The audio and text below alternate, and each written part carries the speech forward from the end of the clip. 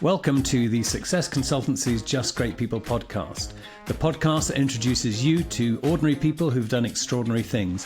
My name is Barry Eustance, and I'd like to introduce you to today's guest.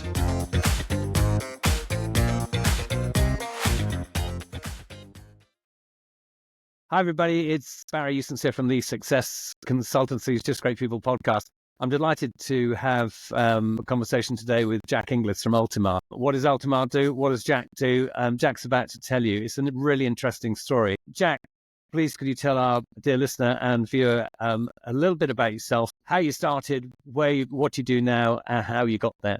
Good morning, Barry. My business is Ultimar.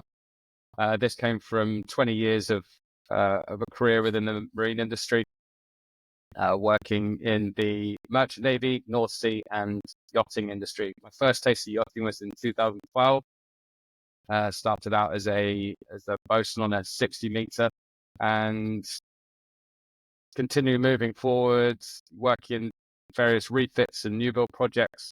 I noticed that there was something missing, and the one thing that was missing was good, solid owners representation within new build contracts. Sorry, Jack, just to pick you up there. Just to pick you up there, new build super yacht projects presumably is what we're talking about here. Just for clarity for our listener and viewer. Yes, super yacht new builds and refits. So historically, then, have there been owners' representatives? When someone builds a super yacht, do they just kind of commission the yard to build it and get on with it, or how were their interests represented in the yard? No, so contractually, under a new build contract, it's actually mandatory to have an owner's representative. It's otherwise known as an owner's representative or a buyer's representative. But within a new build contract, there's over 50 mentions of an owner's representative, and it's such an underestimated role currently within the industry, within yacht construction. The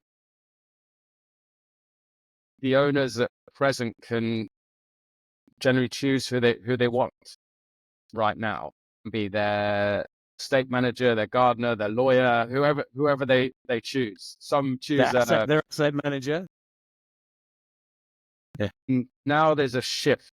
There's the Super Yacht Builders Association and also the Super Yacht Alliance that have come together to create an owner's representative register.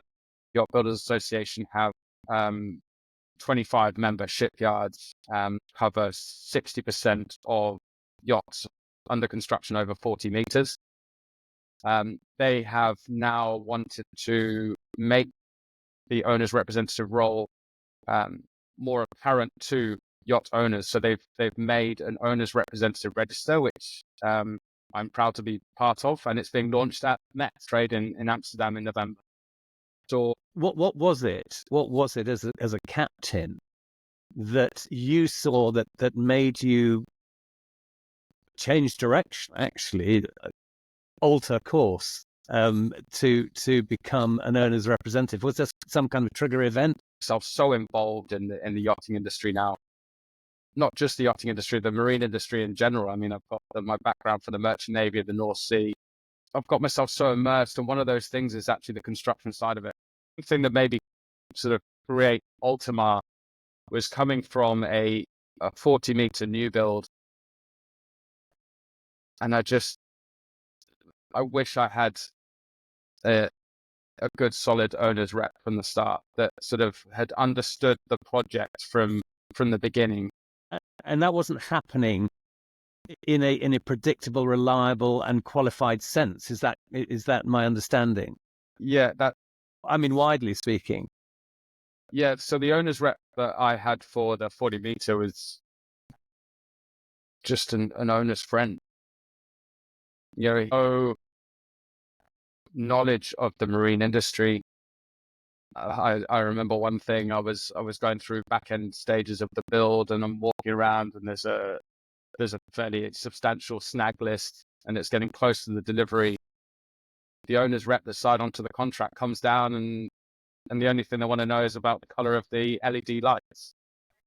But then you've got compliance issues, and you've got safety issues, and operational snags that need to be resolved before it gets delivered. And there's a bit of a story where, the snag list prior to delivery was quite substantial. And I remember we went to reduce this list, and it was not an enjoyable process until, I got a phone call say, "Oh, can you come up to the boardroom?" And I said, "Yeah, no problem." I remember walking into the boardroom, champagne pouring on the, so what's the celebration? I said, "Well, the vessel's delivered."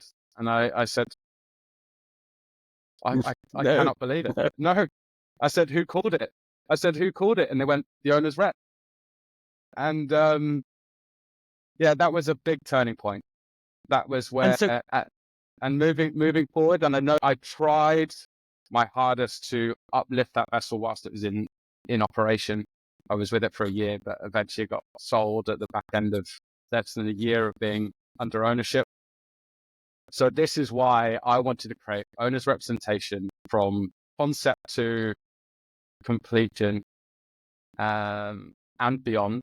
I mean, my services are a full life cycle service, and just moving. and Jack, when you say a full life cycle service, for our esteemed listener and viewer, briefly, can you explain the complexities of yacht ownership and why it needs a yacht owner's representative, and kind of how you fit that, avoiding technical terms if you can, because clearly a lot of our listeners and viewers won't be yacht technical people, but taking that life cycle, you've created Ultimar to fill that gap for professional yacht owners representatives to represent owners during their new build or refit. Is that my understanding correct?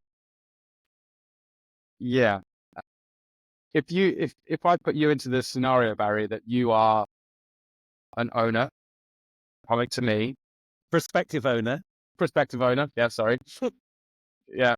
Coming to me, and I've advised you on project moving forward, and we sit down and we say, right, here's the letter of intent. So the letter of intent is the document before you go into the development phase prior to a contract agreement. So there's various phases, even before you're committing to the build. If I handed you a letter of intent and it said, this is your yacht, or this is your project, it's going to be built to this flag state, this regulation, it's going for me to understand and for me to negotiate with for it. You don't need to worry about that. Because of the level of technical Yeah. Implication within that contract. I mean, I guess it must be very onerous, isn't it? If someone isn't in the yachting industry, or let's assume they're say someone's asset manager, they're coming in and they're looking at something which is it must be a massively complex process, the whole build process for a super yacht. Well, it's huge, because you go in the development phase of documents, your sales specifications, technical specifications, decor spec, optional extras. You have the general arrangement, the standard specification. There's variables. You can choose engine. You can choose. There's various things. Yeah. How do you choose your engine if you're new to the super yacht business, or even if you've operated one before? How many owners get down into the engine room and roll their sleeves up and start looking at the engine? I imagine probably relatively few, isn't it? Well, in the side of vessels that I generally work with, which size you're not getting owner operators like you do within the pleasure craft industry. Pleasure craft, I'm talking, sub 24 meter. Right. But there's lots of, even going into gross tonnage. If I said to you the word gross tonnage, but don't know, they go, how long is it? That's not, Yes, right. It doesn't matter really about it's about the gross tonnage. I mean, a lot of regulations are based around gross tonnage. And for your listeners who don't understand what gross tonnage is, it's about the volume of the yacht. And if you go past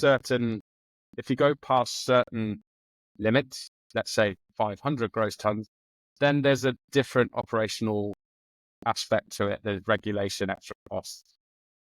There's things that you have to, it's pretty complex. Yeah. I mean, the only thing I could equate this to is someone decides that they're going to build their own aircraft from scratch, go to a manufacturer and say, I want an aircraft, I want an executive or a jet aircraft. And they go, well, that's great. What do you want? And then the questions start. It must be onerous. So up until now, realistically, there has been no certified route, or that I couldn't pick up the phone and go, right, I want a certified yacht owner. And that's the gap you've filled, is it? That's where you've come in, and I guess the constructors associations have got together to put this formalized qualification together for owners representative. Is that correct? Yes. When I came up with the idea of Ultima was before this certification and accreditation has come through. At the time, I got a phone call to say, look, there's a yacht owners representative program that you can join, which is a certification, which is then going to be accredited by the Superyacht Builders Association. And now there's an owners representative public register, which is being launched at Met's Trade in November this year. Right. So yes, before, there's companies that do offer owners representative services, but they're not a dedicated service. They're project managers, operational managers, or they'll have a technical team within their full spectrum management. There has been around for a while.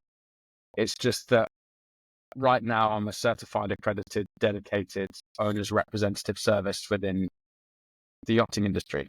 And that's all you do, basically, is owners representation, which was a point of real focus. I think that's what you're trying to say here, isn't it? That it is, you're focusing specifically on representing owners, nothing else.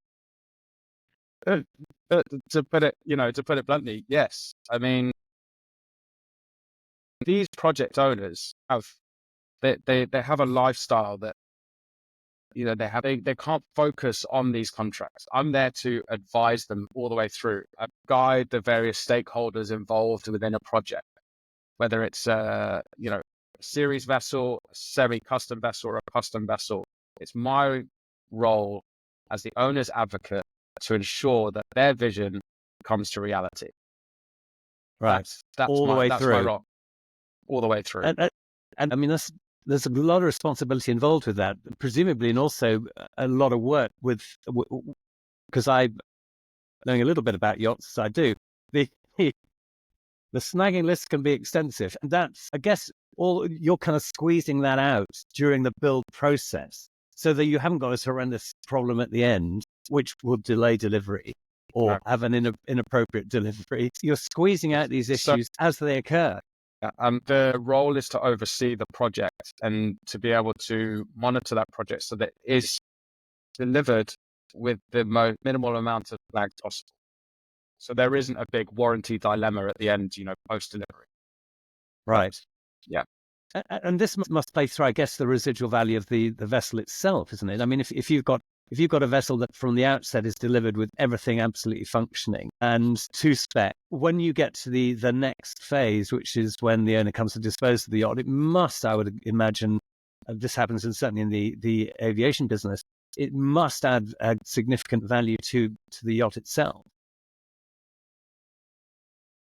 Choosing the specifications and understanding the build, yes. I mean, my actual vision with Ultimar, with owner's representation is that, you'll have a certain brand of yacht, but you'll have like an Ultimar stamp. Right. Like what Q is to Aston Martin, what SVO is to Range Rover, what Mulinar is to Bentley. Those customizations, it's the next step. It's a dream. It's a dream for me, and it's a vision moving forward for Ultimar. So the owners stepping onto a yacht, they'll know it's an Ultimar build, represented correctly. And you're working also with a significant network of very high caliber strategic partners, Jack. So it's in Mallorca, the largest, most innovative refit center in the Med of STP and Palma. My strategic partners being 7P's Yacht Management, and the other being the eTouch Group. We have a shipyard within a shipyard.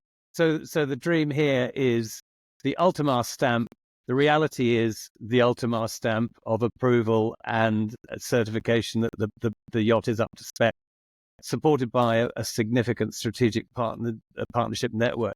It's been really interesting, Jack, to actually see how the owner's interest can be represented professionally now and recognized in a certified way, so that they're actually getting the dream they're getting the delivery of the dream. So listen, thanks very much, Jack. It's been a great chat. We'll talk again soon. I'm interested in following the story of how Ultimar develops and progresses. So listen, will you come back and talk to us once we're a bit further down the time tunnel to discuss some of the other elements that relate to the Ultimar service and actually how you've been working within the owner's representation environment? I'll be more than happy to. I've got a few projects coming up. I'll be happy to discuss the processes that I'm going through. It'd be great to sort of explain my story further. Yeah. Thank you very much, Barry. Perfect, Jack. We'll speak soon. Jack Inglis from Ultimar, thank you very much. That's it from the Just Great People podcast. Thank you. And before we go, just a reminder, please do like, do share, and please do subscribe to this podcast and ensure that you pass it on to everybody you know.